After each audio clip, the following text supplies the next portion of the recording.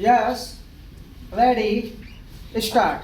Economic and cultural issues were referred to separate committees and their reports were finally adopted by the committee of the whole conference. This committee also dealt with the remainder of the agenda, including the main political issues.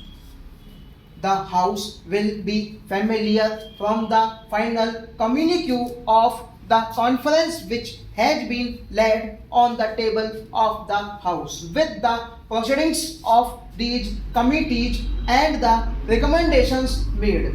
It is, however, relevant to draw attention to their main characteristics.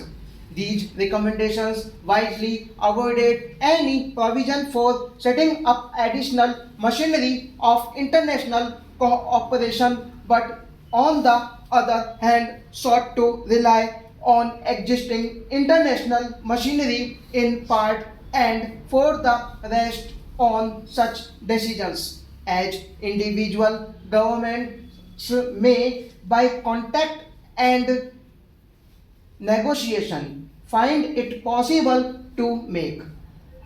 I respectfully submit to the House that in dealings between sovereign governments, this is a wise and practical step to adopt.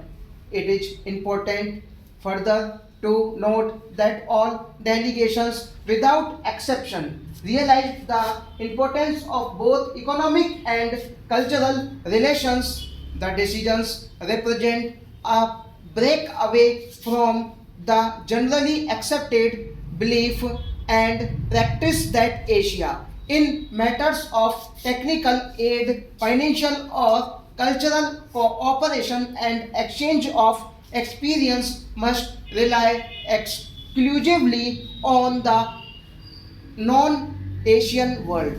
Detailed recommendations apart, the reports of these committees, which became the decision of the conference, proclaimed the reaching out of Asian countries to one another and their determination to profit by one another's experience on the basis of mutual cooperation. In the economic field, the subjects dealt with include technical assistance, early establishment of a special United Nations Fund for Economic Development, appointed of liaison officers by participating countries, stabilization of commodity trade and prices through bilateral and multilateral arrangements, increased processing of raw materials,